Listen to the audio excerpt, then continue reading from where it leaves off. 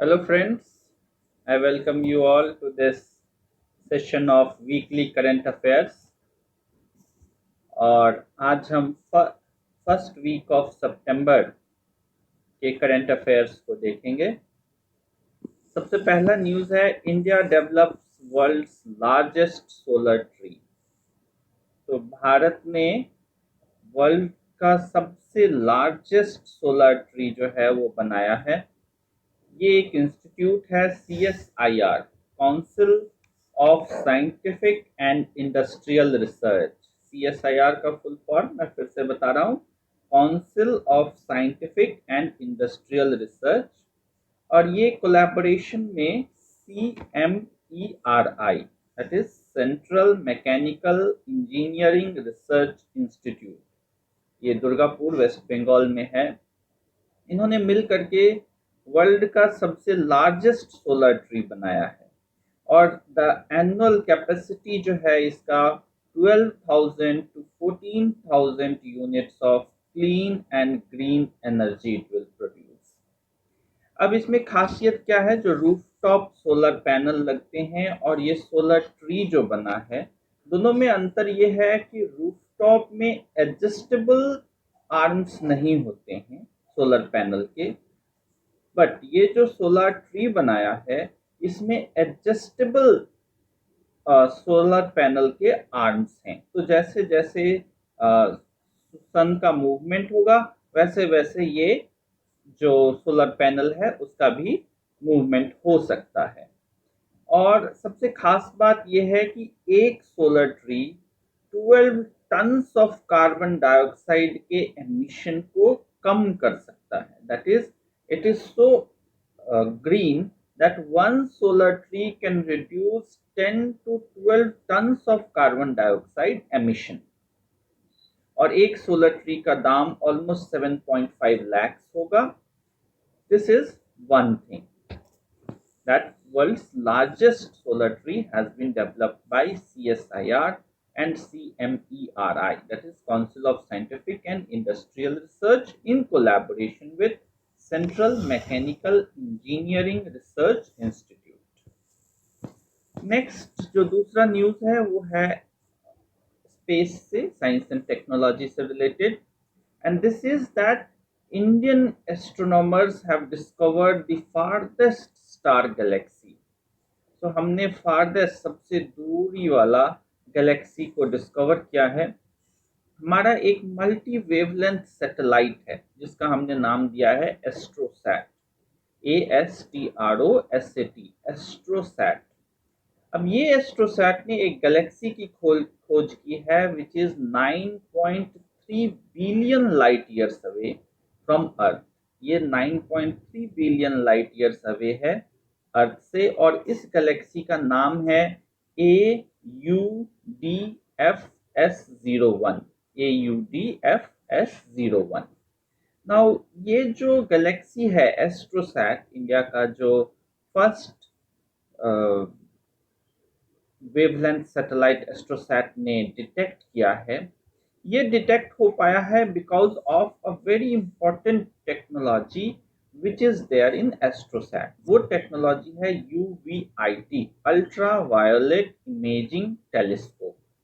So this astrosat has got UVIT, ultraviolet imaging telescope. Now similar, आपने Hubble space telescope का नाम सुना होगा, और ये 1990 में लॉन्च किया गया था और ये लार्जेस्ट स्पेस टेलीस्कोप है।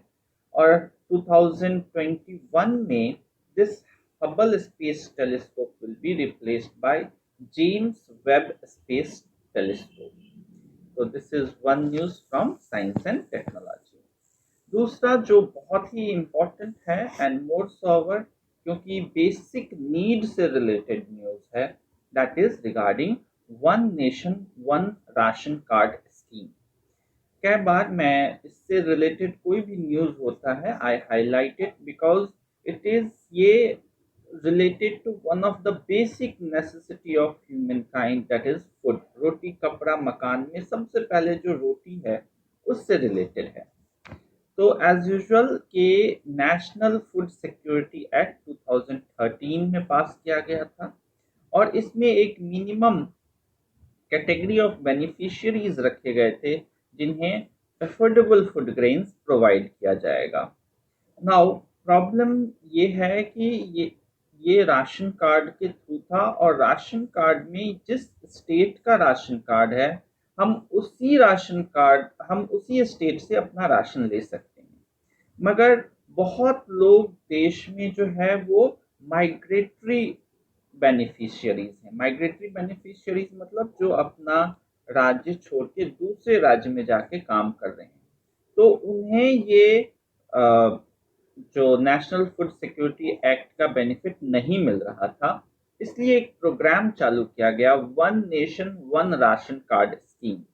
मतलब कि राशन कार्ड किसी भी स्टेट का हो, उसे किसी भी दूसरे स्टेट में जहां वो काम कर रहा हो फूड ग्रेन्स मिल जाएगा उसी राशन कार्ड पे। Now state governments have to adopt it. Now Ladakh और लक्षद्वीप ने इसे 1 सितंबर 2020 को अडॉप्ट कर लिया है और इसके साथ ही all 26 in total states and union territories जो है वो अब इस one nation one ration card scheme के अंतर्गत आ चुके हैं। नेक्स्ट इज एक बहुत ही इंपॉर्टेंट कंसर्न है देश में, that is regarding farmers suicide. किसानों में जो आत्महत्या हो रही हैं उसको लेकर के तो नेशनल क्राइम रिकॉर्ड ब्यूरो ने एक रिपोर्ट रिलीज किया है। वो रिपोर्ट का नाम है accidental deaths and suicides in India और इस नेशनल क्राइम रिकॉर्ड ब्यूरो के रिपोर्ट में फार्मर्स सुसाइड पे रिपोर्ट रिलीज किया है। इसके बेसिक फीचर्स ये हैं कि दिस रिपोर्ट जो हमारे पास लास्ट डाटा अवेलेबल था वो 2015 तक का था और ये रिपोर्ट जो है वो 2019 का डाटा हमें दे रहा है, दैट इज लास्ट ईयर। तो पिछले साल 42,480, that is almost 42,500 farmers and daily wagers ने आत्महत्या किया है और ये ऑलमोस्ट इंक्रीज है 6% from previous year. That is कि number of farmers committing suicide have increased by 6 years। अब यदि हम इसको कैटेगरिकली बांटें तो इसमें जो फार्मर्स हैं 2018 में 10,357 फार्मर्स ने सुसाइड कमिट किया था और 2019 में it has dropped down by a figure of almost 75, that is 10,281 farmers ने सुसाइड किया है। मगर जो डेली वेजर्स हैं, जो दिहाड़ी मजदूर हैं, उनके जो सुसाइड में इंक्रीज हुआ है फ्रॉम 2018 और 2019 के बीच में। 2018 में 30,132 दिहाड़ी मजदूर ने सुसाइड किया था और 2019 में दैट इज पिछले साल 32,559, that is almost an increase of 2,300 daily wagers have committed suicide in 2019। अब ये जो हाईएस्ट है suicidal rate, highest suicidal rate किस स्टेट में है तो वो है छत्तीसगढ़ में, और जहां पर सुसाइडल रेट ऑलमोस्ट 26.4% है और उसके बाद आता है केरला में जहां 24.3% है और उसके बाद तेलंगाना में। तो हाईएस्ट सुसाइडल रेट वाला स्टेट छत्तीसगढ़ है। अब जो इसमें मेल और फीमेल का रेशियो देखें तो मेल ऑलमोस्ट 5,563 मेल्स हैं, जबकि फीमेल सिर्फ 400 के आसपास 394 फीमेल्स हैं जिन्होंने सुसाइड किया है। और highest rate of increase in suicide is in Bihar, that is 44.7%। सबसे ज्यादा फार्मर सुसाइड रेट का इंक्रीज जो है वो बिहार में है, that is 44.7%, followed by Punjab 37.5%. So this was regarding the farmers' suicide data that has been released by National Crime Record Bureau. दूसरा एक न्यूज है दैट इज इंडिया और रशिया ने मिलकर के एक नेवल एक्सरसाइज किया है अंडमान सी में, और इस नेवल एक्सरसाइज का नाम है Indira 2020। IND stands for India, RA stands for Russia. तो इंदिरा क्या है? इंदिरा एक बायलैटरल नेवल एक्सरसाइज है जो इंडिया और रशिया के बीच में हुआ है। पिछले सप्ताह के न्यूज में हमने कहा था कि कैवकाज 2020 जो है, जो संघाई कॉपरेशन ऑर्गेनाइजेशन में एक्सरसाइज कर रहे हैं, मिलिट्री एक्सरसाइज कर रहे हैं रशिया में, उसको इंडिया उसमें पार्टिसिपेट नहीं किया। रेदर इंडिया ने इस बार जो है अलग से इंदिरा 2020 किया है इंडिया और रशिया के बीच में। एक और नेवल एक्सरसाइज के बारे में हम जिक्र किए थे जुलाई में, जिसको हमने कहा था PASSEX, that is passage exercise, जो इंडिया ने US एयरक्राफ्ट कैरियर के साथ किया था। ये भी नेवल एक्सरसाइज था। अमेरिका का एक शिप है निमिच, जो इंडियन ओशियन, जो साउथ चाइना सी से होते हुए अमेरिका जा रहा था, और वो मलक्का स्ट्रेट से होते हुए इंडियन ओशियन आया था, और वहां पर इंडियन नेवी के साथ उसने एक एक्सरसाइज किया था जिसका नाम हमने पास एक्स दिया था। नेक्स्ट इज एक important term that is mission Karmayogi. Now mission Karmayogi जो है वो यूनियन कैबिनेट ने अप्रूव किया है। और क्या है ये मिशन कर्मयोगी? मिशन कर्मयोगी एक्चुअली एक कैपेसिटी बिल्डिंग प्लेटफॉर्म है फॉर सिविल सर्वेंट्स। आइडिया ये है कि जो इंडियन कल्चरल वैल्यूज हैं वो इम्बाइब करने हैं सिविल सर्वेंट्स में, सो दैट वो एक रूल बेस्ड मैनेजमेंट नहीं करके role based human resource management हो पाए। तो for this the cabinet has approved it as mission Karmayogi. और इसमें जो है वो एक integrated government online training platform called Karmayogi platform, integrated government online training platform, जिसको नाम दिया है इन्होंने कर्मयोगी प्लेटफॉर्म, वो लॉन्च होगा। और इसमें एक पब्लिक ह्यूमन रिसोर्स काउंसिल बनेगा, जिस पब्लिक ह्यूमन रिसोर्स काउंसिल को हेड करेंगे प्राइम मिनिस्टर, और एक कैपेसिटी बिल्डिंग कमीशन बनेगा और एक कोऑर्डिनेशन यूनिट बनेगा। इस कोऑर्डिनेशन यूनिट को हेड करेंगे कैबिनेट सेक्रेटरी। सो ये था मिशन कर्मयोगी के बारे में। और अब एक बहुत इंपॉर्टेंट इंडेक्स रिलीज हुआ है, that is global innovation index. Global innovation index जो है वो world intellectual property organisation, that is WIPO, ये बहुत इंपॉर्टेंट टर्म है, WIPO world intellectual property organisation ने रिलीज किया है। और इसमें 131 कंट्रीज को रैंक किया गया था, और टॉप मोस्ट पोजीशन पे स्विट्जरलैंड है। स्विट्जरलैंड और that was followed by Switzerland के बाद स्वीडन, स्वीडन के बाद अमेरिका, उसके बाद UK, उसके बाद नीदरलैंड, ऐसे करके है। और इंडिया का जो रैंक है वो 48 आया है इस बार। ये पिछले पोजीशन से, पिछले साल 2019 में हमारा position in this world innovation index जो था वो 48 वो 52nd था, और इस बार हम इम्प्रूव किए हैं, now we are at 48। Now जो इस बार का थीम था वो था who will finance innovation, innovation को फाइनेंस कौन करेगा। तो इसमें हमने human capital and research, market sophistication, knowledge and technology output, creative outputs, ये सब पैरामीटर्स को देख करके रैंकिंग किया गया। और रैंकिंग में Switzerland was at number 1 and India was at 48th rank, and this is an improvement by 4 ranks what India held last year. उसके बाद एक अनदर जो हमारे फॉरेन पॉलिसी का बहुत ही इम्पोर्टेंट पार्ट उभर रहा है, that is BIMSTEC. BIMSTEC stands for Bay of Bengal Initiative for Multi-Sectoral Technical and Economic Cooperation. मैं फिर से कहता हूँ, Bay of Bengal Initiative for Multi-Sectoral Technical and Economic Cooperation.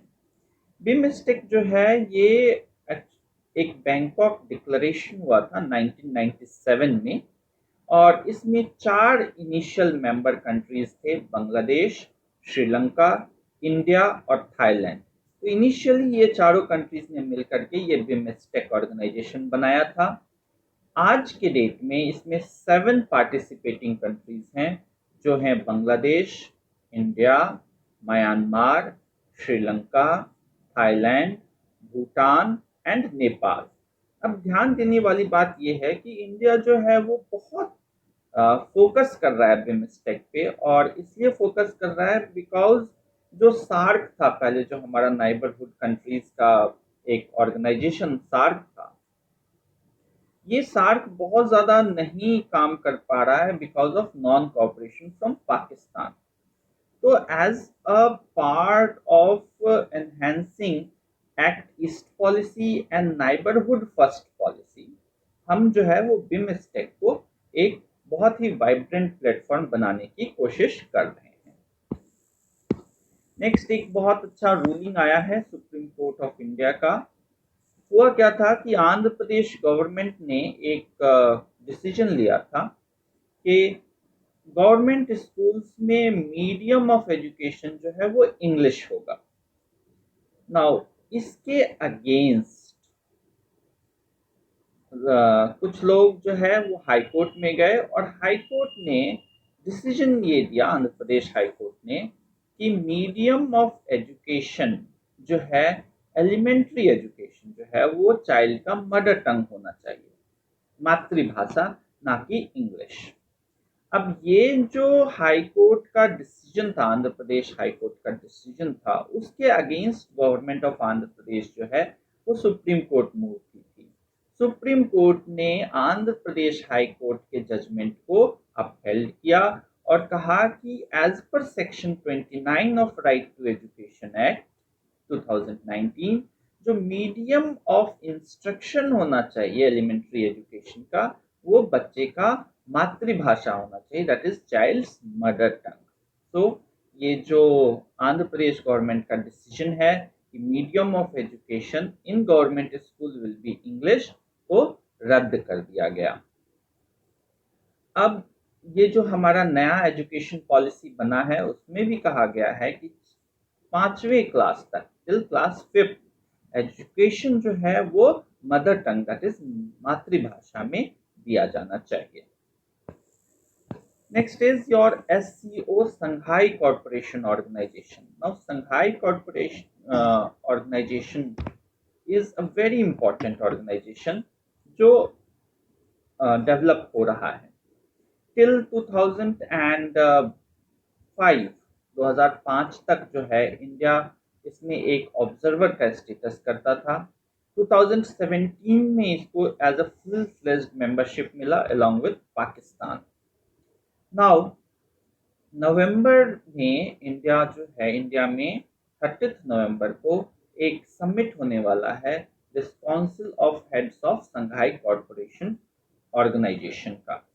तो a summit of Council of Heads of SCO is going to be held in India in November 30, 2020. Now, India चाहता है कि हमारा इस ग्रुप में बहुत अच्छा पकड़ हो। क्यों? क्योंकि ये जो है extended neighbourhood policy of India का एक पार्ट है।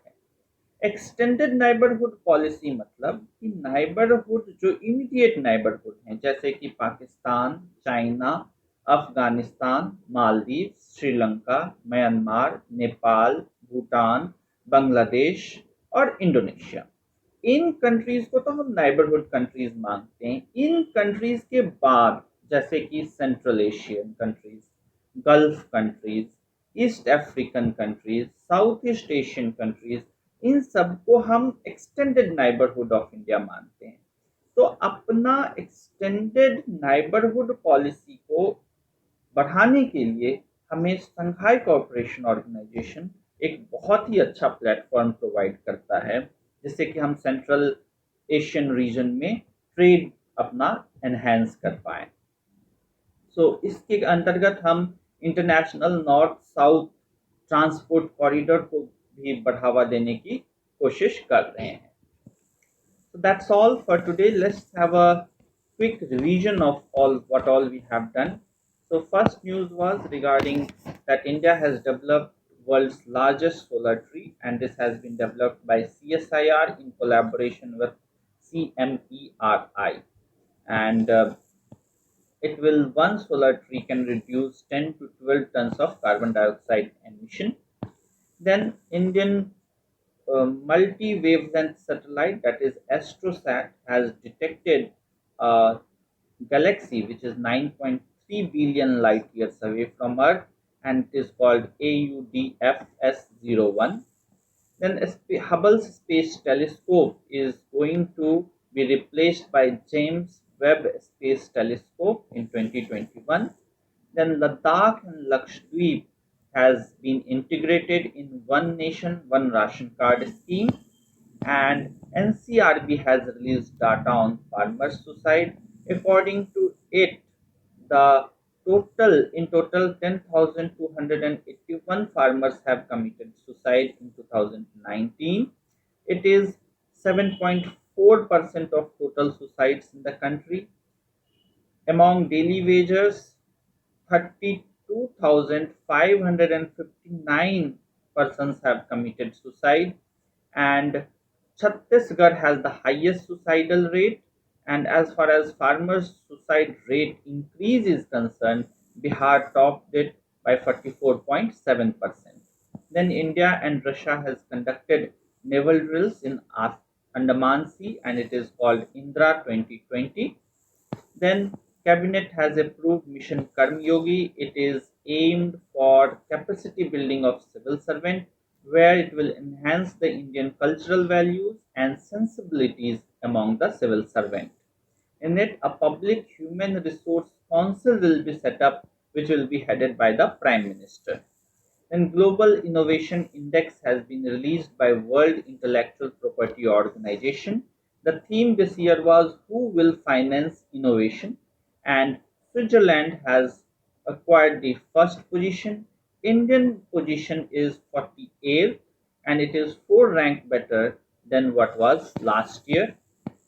Then India has attended BIMSTEC meet, which was held to discuss the cooperation among the member countries, and India is pushing to make it a vibrant forum because the initiative under SARC are not moving forward due to non-cooperation from Pakistan.